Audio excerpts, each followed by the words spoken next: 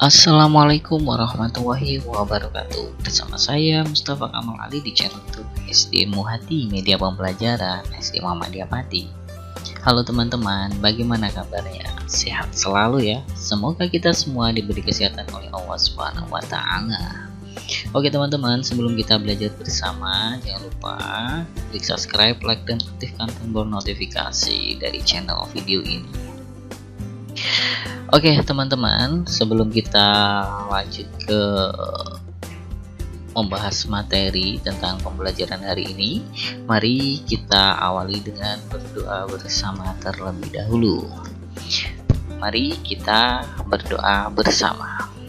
Bismillahirrahmanirrahim. Raditu billahi robba wa bil islami dina wa bi muhammadin nabiyya wa rasulah. Rabbi zidni ilma warzuqni fahma. Amin ya rabbal alamin. Oke teman-teman, sebelum kita mempelajari materi, saya akan mengingatkan kepada teman-teman untuk tetap memakai masker ketika bepergian dan selalu sering cuci tangan dan selalu menjaga jarak dan menghindari kerumunan. Oke teman-teman, kita langsung saja. Pada pertemuan kali ini kita akan membahas materi kelas 6 di tema 2, subtema 2, pembelajaran keempat. Oke, tentunya teman-teman sudah nggak sabar ya, pada pembelajaran keempat ini akan membahas tentang apa saja sih gitu kan. Oke teman-teman, setelah kita mempelajari materi ini, diharapkan nanti teman-teman mampu mengidentifikasi ciri-ciri kalimat efektif pada teks tentang semangat persatuan. Selanjutnya teman-teman setelah membaca teks ini diharapkan mampu menuliskan peristiwa penting tentang semangat persatuan dan kesatuan berdasarkan teks sejarah, menggunakan aspek apa, di mana, kapan, dan siapa, mengapa, dan bagaimana. Nah, tentunya dengan menggunakan kalimat efektif. Selanjutnya teman-teman, setelah membaca sebuah teks dan berdiskusi, teman-teman mampu mengidentifikasi contoh manfaat persatuan dan kesatuan. Dan yang terakhir, tentunya teman-teman diharapkan mampu menuliskan contoh manfaat persatuan dan kesatuan dalam masyarakat sekitar. Langsung saja teman-teman ya, kita langsung bahas materinya. Nanti ada beberapa tugas yang harus selesaikan juga. Oke, tahukah teman-teman semua, para pahlawan pada zaman dahulu juga bersatu loh dan bekerja sama untuk dengan melalui cara diplomasi dengan tujuan untuk mendapatkan pengakuan kedaulatan kemerdekaan bangsa kita. Nah, jadi para pahlawan dulu itu berjuang, dan juga mereka bersatu bekerja sama dengan cara banyak cara, dengan senjata maupun dengan diplomasi. Namun pada pertemuan kali ini kita nanti akan membahas tentang cara melalui jalur diplomasi apa sajakah para pahlawan itu untuk menguatkan atau menunjukkan kedaulatan kemerdekaan bangsa Indonesia. Oke teman-teman di sini, nah ternyata upaya mempertahankan kemerdekaan itu teman-teman negara Indonesia tidak hanya dilakukan melalui pertempuran saja. Nah, pada pertemuan kemarin kita sudah membahas tentang beberapa pertempuran sebagai upaya mempertahankan kedaulatan negara kesatuan Republik Indonesia setelah diproklamasikan. Nah itu, namun ternyata juga teman-teman ya, jalur-jalur untuk mempertahankan kemerdekaan itu dilakukan melalui jalur diplomasi, perjanjian, dan perundingan. Nah, beberapa jalur diplomasi atau perundingan-perundingan yang sudah dilakukan, nah, diantaranya perjanjian Linggarjati, ada perjanjian Renville, ada perjanjian Romroyen, dan juga konferensi meja bundar. Oke teman-teman, mari kita bahas sekilas ya tentang jalur-jalur diplomasi tersebut. Oke, yang pertama yaitu tentang perjanjian Linggarjati. Ini terjadi pada tanggal 15 November tahun 1946 sampai 25 Maret tahun 1947. Perjanjian Linggarjati ini adalah perundingan antara Indonesia dan Belanda di Linggarjati, Jawa Barat, yang menghasilkan persetujuan mengenai status kemerdekaan Indonesia. Nah, perjanjian tersebut ditandatangani secara sah oleh kedua negara pada tanggal 25 Maret tahun 1947. Nah, beberapa isi atau hasil dari perundingan itu yang pertama teman-teman ya, Belanda mengakui secara de facto wilayah Republik Indonesia itu Jawa, Sumatera, dan Madura. Nah, yang kedua, Belanda harus meninggalkan wilayah Republik Indonesia paling lambat tanggal 1 Januari tahun 1949. Yang ketiga, pihak Belanda dan Indonesia sepakat membentuk negara Republik Indonesia Serikat atau disingkat dengan RIS. Yang keempat, dalam bentuk RIS, Indonesia harus bergabung dalam Commonwealth atau Persemakmuran. Perjanjian Garjati ini menimbulkan pro kontra teman-teman ya di kalangan masyarakat Indonesia.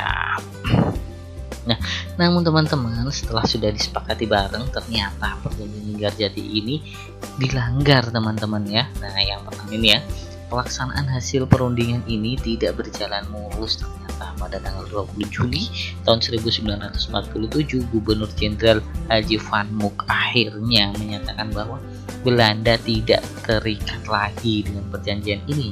Pada tanggal 21 Juli tahun 1947 meletuslah agresi militer Belanda satu, sehingga terjadi pertempuran lagi antara Belanda dan Indonesia. Oke, berikutnya dibuat sebuah perjanjian lagi, yaitu perjanjian Renville, yaitu pada tanggal 8 Desember 1947 sampai 17 Januari 1948. Oke, ternyata teman-teman, perjanjian ini dilakukan antara Indonesia dan Belanda. Nah, perjanjian ini ditandatangani pada tanggal 17 Januari tahun 1948 di atas kapal perang Amerika Serikat Renville ya, kapalnya yang berlabuh di Pelabuhan Tanjung Priok, Jakarta. Perundingan dimulai tanggal 8 Desember tahun 1947. Perundingan ini ditandatangani oleh Komisi 3 Negara atau KTN, yaitu Amerika Serikat, Australia, dan Belgia. Nah, delegasi Indonesia dipimpin oleh Amir Syarifuddin dan delegasi Kerajaan Belanda dipimpin oleh R. Abdul Qadir Widjojoatmojo. Nah, teman-teman, adapun hasil perundingannya yang pertama, yaitu Belanda hanya mengakui Jawa Tengah, Yogyakarta, Sumatera sebagai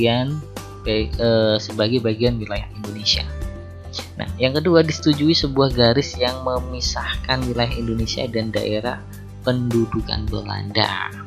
Yang ketiga, TNI harus ditarik mundur dari daerah-daerah kantong di wilayah pendudukan di Jawa Barat dan Jawa Timur.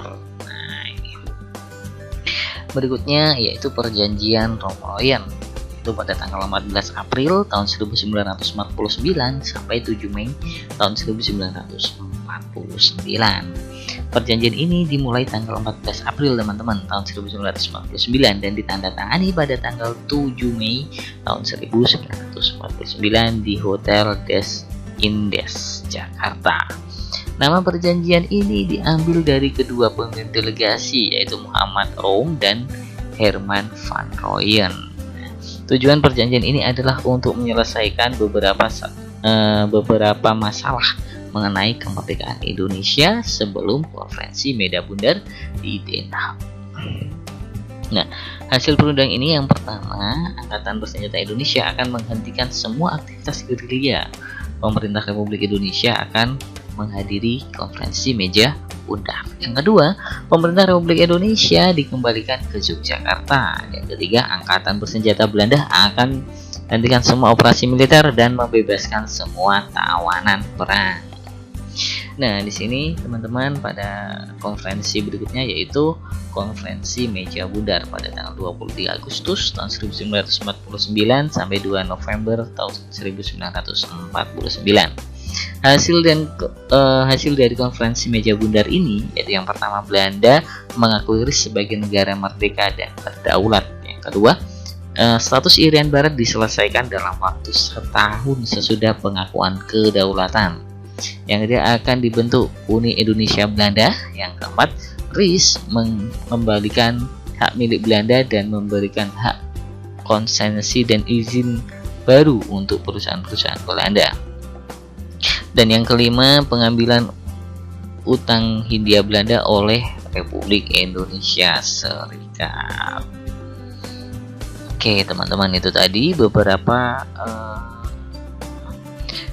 konferensi yang sudah dilakukan oleh bangsa Indonesia untuk mencapai kemerdekaan atau pengakuan secara de jure. Nah, teman-teman, setelah membaca teks tadi beberapa tentang perjanjian tadi ya, nah sekarang teman-teman tugasnya silahkan memilih dari salah satu perjanjian atau beberapa perjanjian. Nah, kemudian teman-teman mengisi atau lengkapi peta pikiran berikut ya. Silahkan ditulis di buku teman-teman semua dengan menggunakan kalimat efektif. Tentunya kalian mencari informasi-informasi penting dari beberapa teks tadi, dan kalian masukkan ke dalam peta konsep seperti yang ada di layar ini, teman-teman. Oke, teman-teman, untuk selanjutnya di sini mungkin teman-teman sudah mengetahui bahwa upaya mempertahankan kemerdekaan Indonesia itu juga dilakukan melalui upaya diplomasi tadi ya, untuk mencapai kesepakatan dengan beberapa perjanjian tadi, dan diakhiri dengan perjanjian atau konferensi meja bundar tadi. Agar tujuan diplomasi ini tercapai, maka diperlukan kerjasama teman-teman dan persatuan dari semua pihak. Nah, ketika kalau semua pihak ini tidak bisa kerjasama dengan baik, maka seperti perjanjian-perjanjian pada awal tadi, ada tidak disepakatinya, lalu maksudnya sudah tidak dilakukan kembali, sehingga harus melakukan perundingan yang baru. Nah, sebenarnya teman-teman ya, nilai kesatuan dan persatuan ini memiliki arti penting bagi bangsa Indonesia. Arti penting kesatuan dan persatuan bagi bangsa Indonesia sebagai alat untuk mencapai proklamasi kemerdekaan bangsa Indonesia.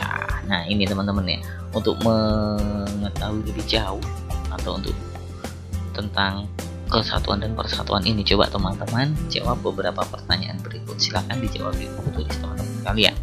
Yang pertama, apa makna persatuan dan kesatuan menurut pendapat teman-teman semua? Oke.